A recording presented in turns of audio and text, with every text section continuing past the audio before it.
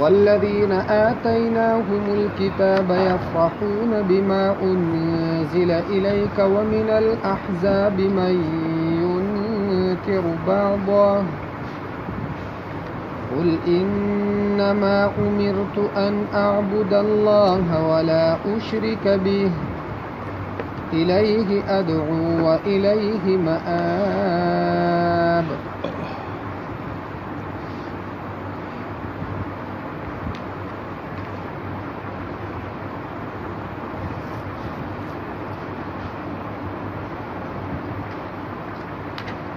دیزگینا اللہ پاک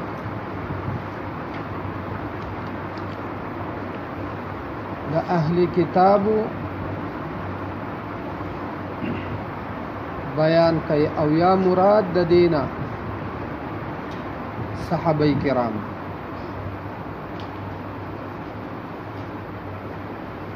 لیکن پا اہل کتابو کی ہم بعض دا سے خلقو چی حقوتا اللہ پاک ایمان نصیب کړه او مشرکینو کې هم داسې خلقو چې الله پاک هغو ته ایمان نصیب کړه.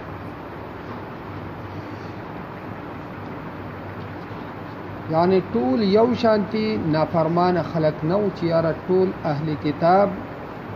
یا ټول مشرکین دا نافرمان او د الله پاک نه باغیان،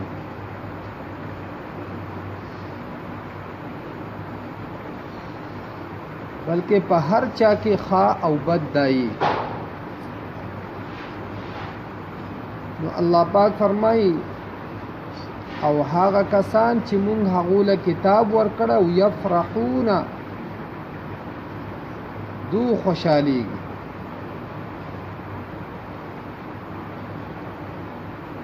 بما په هغه څه انزل الیک چې نازل کړی شوی دی تا ته، یعنی قرآن مجید.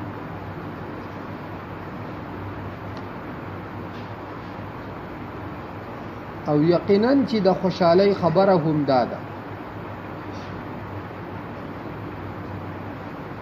سورہ یونس کی اللہ پاک فرمائی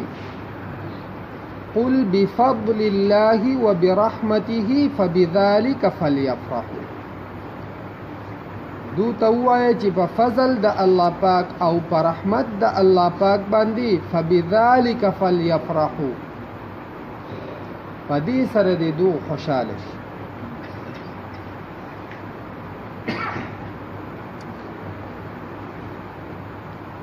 لیکن د خوشحالی خپل حد دی.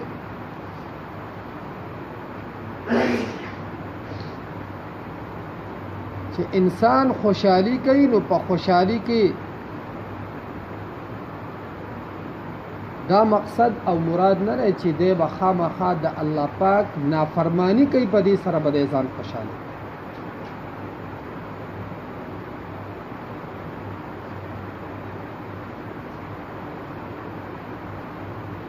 ځکه الله پاک فرمایي چې په فضل او په مهربانۍ د الله پاک سره دوی خوشاله شي. هو خیر مما یجمعون، او دا ډیر بهتر دی او غوره دی د هغه مال نه چې دوی جمع کوي. یعنی د دنیا د هر سنه د الله پاک فضل او مهرباني دا ډیر غوره او بهتره ده. عام طور باندې یو زمونږ د خوشحالی طریقه کار زمونږ چې کله خادي راشي چې دا د خوشحالی موخه ده، نو مونږ خوشحالي دغه توایو چې پدې کې د الله پاک څومره نافرمانی کېږي چې هغه نافرمانی وکړو نو خلک یې زبردست واده وکړي. دغه شان د اختر موقع په مونږ باندې راشي چې دا هم د خوشحالی موقع ده، نو مونږ په هغې کې د الله پاک نافرمانی شروع، الکان په سرکونو باندې ګډا شروع، کمی زنانه چې په کورونو کې ناستی هغه مونږ بهر ته راوباسو، او غیر شرعي لباس هغو ته واغوستو.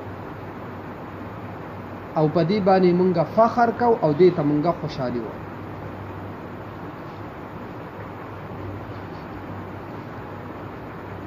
دغه شانتی که زمونږه ماشوم زمون کره پیدا شي په ځای د دې چې د الله پاک شکر ادا کول او د الله پاک احسان ګڼل دا په ځان باندې لازم کې انسان چې ګوره په دې فتنو په دور کې الله پاک د انسان نه انسان پیدا او بیا الله پاک په اندامونو باندې روح پیدا. نو مونږ د الله پاک دغه د شکر موقع دا مونږه په نافرمانی باندې شروع په کور کې هغه حالت شروع شي چې ګاونډیان هم د هغې نه په تکلیف او مصیبت یو خوشحالي دې ته ویل یو خوشحالي په حدودو کې د شرعي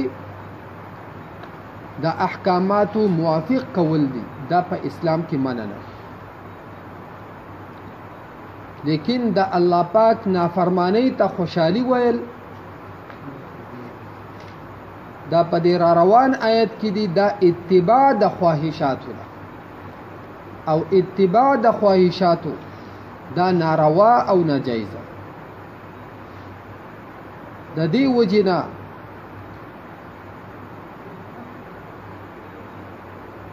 زمونږه هر حالت د غیر مسلم هغه خبره هغه خو د ذهن نه وستل پکار د مسلمان حالت ته کتل پکار چې د مسلمان د دین نه څومره لريواله راغلی مسلمان د اسلامی اصولنا څومره بهر ته وتلی او مسلمان د خپل اسلامی تعلیماتونه څومره غافله او ناخبره شوی یعنی مونږ ته د کفر طرز او طریقه د کفر اصول او د هغې ضوابط دا مونږ ته معلوم د انګلیش د الفاظو پورې د هغې اصول مونږ ته معلوم دي لیکن زمونږ د الله پاک د طرف نه نازبین کلام او د مسلمان د پاره د تعلیماتو سرچشمه د هغې د یو حرف اصول او ضوابط مونږ ته نه دي معلوم او د انګلیش په اصولو او ضوابطو باندې چې څوک عبور لري نو هغه انسان ته مونږه انتهایی د عزت په نظر باندې ګورو او هغه هم په دې باندې فخر کوي په دې خوشحالي او که د قرآن مجید په ضوابطو اصول باندې څوک پوهی نو هغه ته مونږه قمقل لیکن بهر حال خوشحالي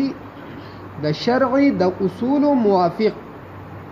دا جایز ده او د شرعي د حدودونه بهر وتل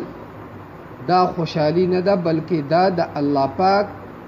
غضب له دعوت ورکول دي د الله پاک قانون چیلنج کول دي او د الله پاک نافرمانی کول دي چې دا د انسان د پاره په ځای د دې چې الله پاک په د باندې یو مهرباني کړې ده چې په د باندې دغه حالت راغلی دی چې د خاندي خوشحاليږي دغه حالت دا د خپل باندې د خپل ځان د پاره د دنیا او د آخرت د رسوایی او د ذلت سبب ګرځي ځکه الله پاک فرمایي ومن الاحزاب من ينكر بعضه او بعضی د دې ډلونه من هغه څوک دی ينکرو چې هغه انکار کوي بعضه د بعضی حصې د دې قرآن مجید نه د بعضی احکاماتو د قرآن مجید نه انکار کوي وسنګ چې مخکې ذکر وشو چې ټول پټولا يهود دا د الله پاک د رحمت نه لري کړی شي نه دا د الله پاک نه منکر نه دغه شانتي ټول پټوله مشرکین دا د الله پاک نه منکر بلکې پدو کې هم داسې خلق وو چې الله پاک هغو ته د ایمان او د اسلام توفیق نصیب کړو او لوی درجو والا الله پاک ګرځولی دغه شانتی په مسلمانانو کې هم ټول پټوله داسې نه دي چې دا د الله پاک د احکاماتو د الله پاک د کلام د احکاماتو پابندي کوي او په دې باندې عمل کوي بلکې په مسلمانانو کې هم ډیر داسې دي چې کله په دنیاوي معاملې کې ردوسه یو بل سره لین دین راشي نو په دغه ځای کې هم قرآن مجید دا مونږ د خپل ځان د پاره د خپل خواهش او طبیعت موافق ګرځو خپل خواهش او طبیعت دا د قرآن موافق نه ګرځي بلکې کم کس چې په حق نو هغه دا وایي چې راځه دا فیصله به په قرآن وکړي دی په دې وجه نه وایي چې دا قرآن مجید حق دی ځکه په دې فیصله کوي دی ردی د وجې نه وایي چې دی هم دا مني چې دا قرآن مجید د هغه ذات کلام دی چې په دې کې سراسر انصاف ذکر راشه دلته زما حق دی نو ماته چې دا میلاویږي دا په انصاف سره میلاویږي او قرآن مجید د انصاف کلام دی په دې کې ټول تعلیمات د انصاف او کم ته چې پته لګي چې زه په ناحقه ما هغه وایي نه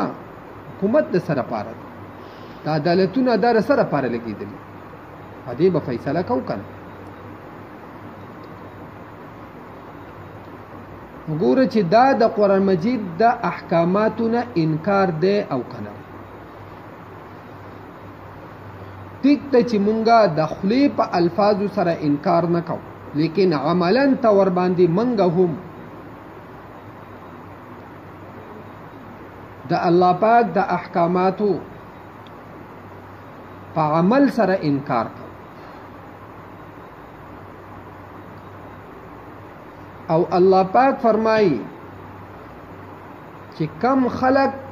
افتؤمنون ببعض الكتاب وتكفرون ببعض د قرآن مجید صحیح منی او صحیح نه منی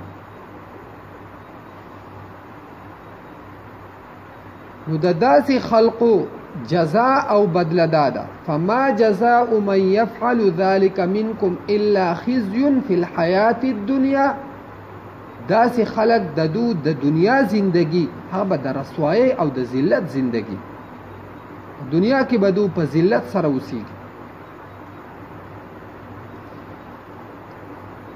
ويوم القيامة يردون الى اشد العذاب او د قیامت په ورځ باندې به دو سخت عذاب ته وګرځولی شي واپس یعنی ردو د پاره په قیامت کې سخت عذاب دی الله پاک دې زموږ حفاظت وکړي قل تورته ووایه انما امرت ان اعبد الله ولا اشرک به یقینا ما ته حکم شوی دی چې زه عبادت وکم د الله پاک ولا اشرک به او زه شریک نه جوړوم د دې الله پاک سره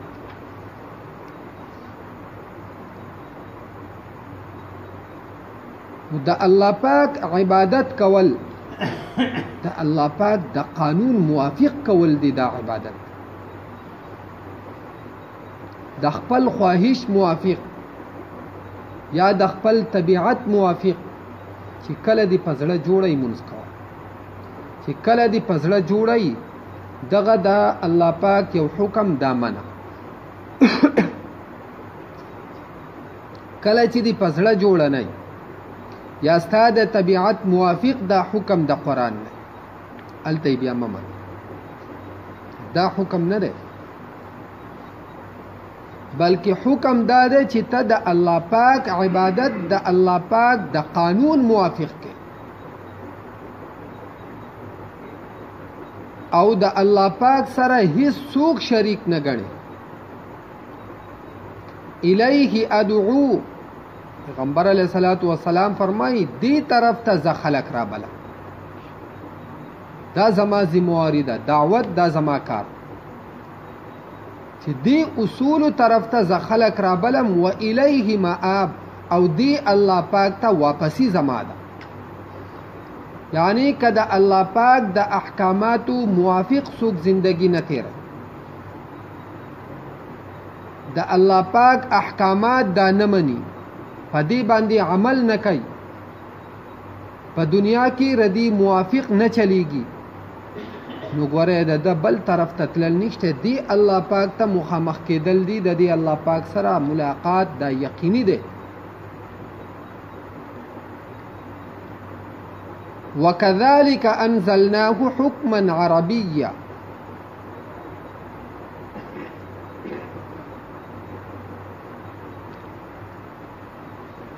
او دغه شانتی نازل کړه د مونږه دا قرآن مجید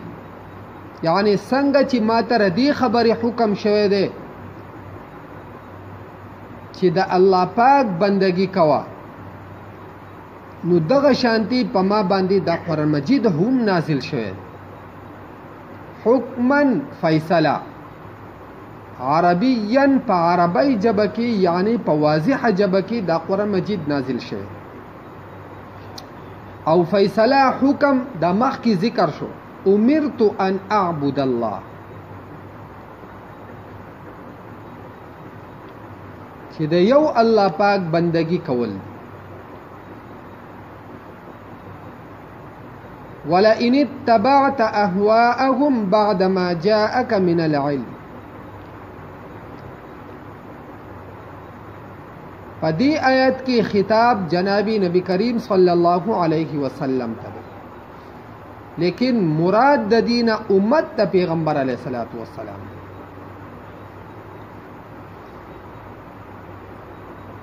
کچری تابعداري وکړه تا د خواهشاتو ددو بعد ما جاءك من العلم رستو د هغه نه چراغله د تا ته من العلم د علم نه یعنی قرآن مجید چې تا ته قرآن مجید راغله ده مالک من الله نبوي استاد پارا سوا د الله پاک نه من ولین سوک دوست ولا وا او نه سوک بچ کون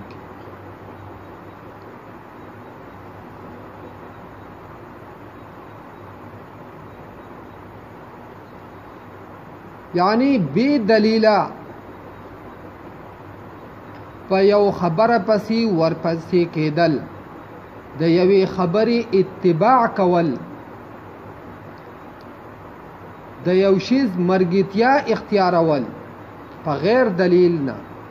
دا اهوا ده دا خواهشات ځکه الله پاک قرآن مجید نازل کړی دی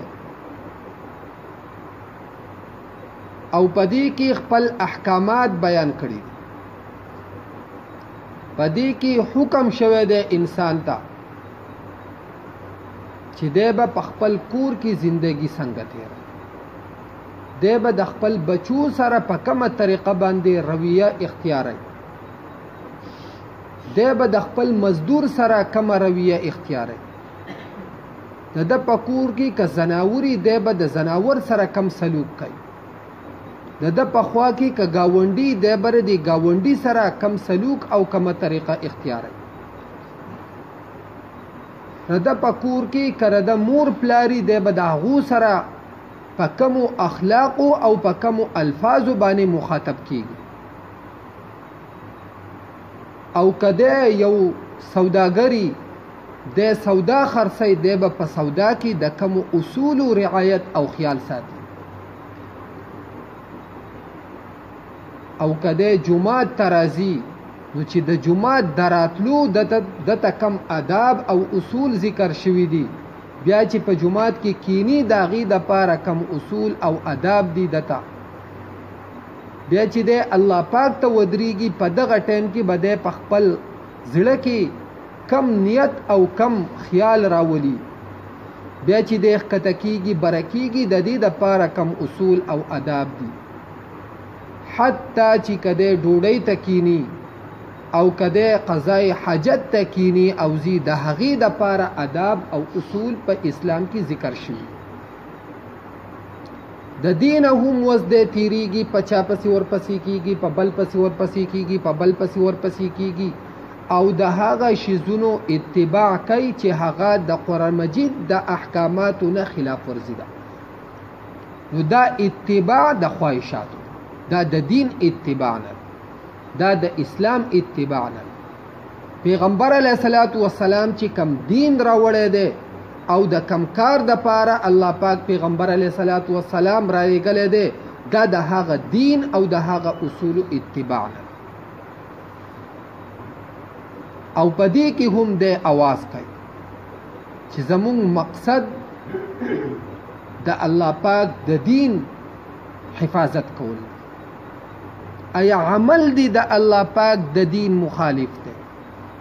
عمل دی د الله پاک د قهر او د غضب ته دعوت ورکوونکی عمل دی.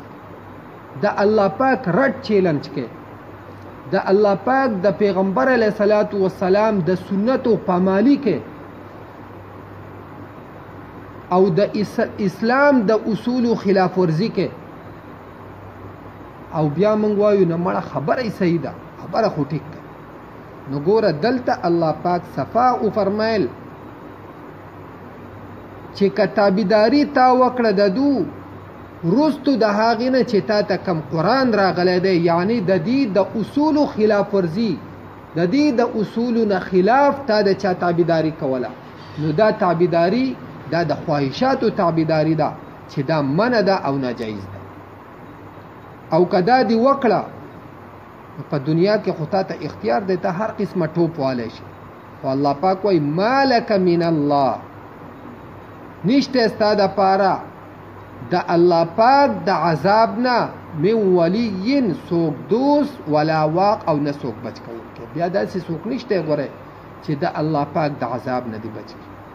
هغه مخامخ کېده مخکې ذکر شو چې پیغمبر علیه الصلاۃ والسلام فرمایي الیه ادعو و الیه مآب، دی الله پاک طرف ته ورګرځېدل زما دی. نو چې هلته ځي ګورې د هغه د عذاب نه بچ کوونکی بیا څوک نشته.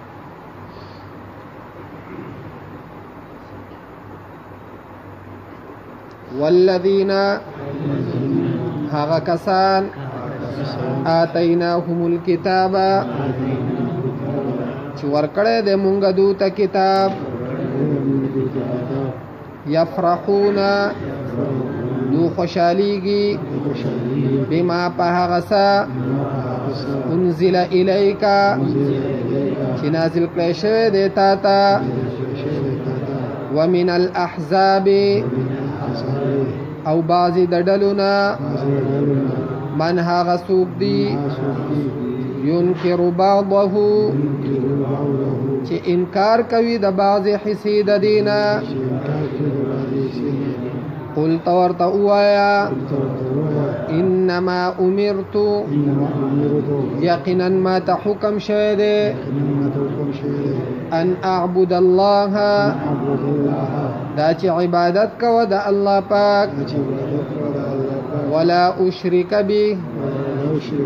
او شریک ما جوړوه د ده سره،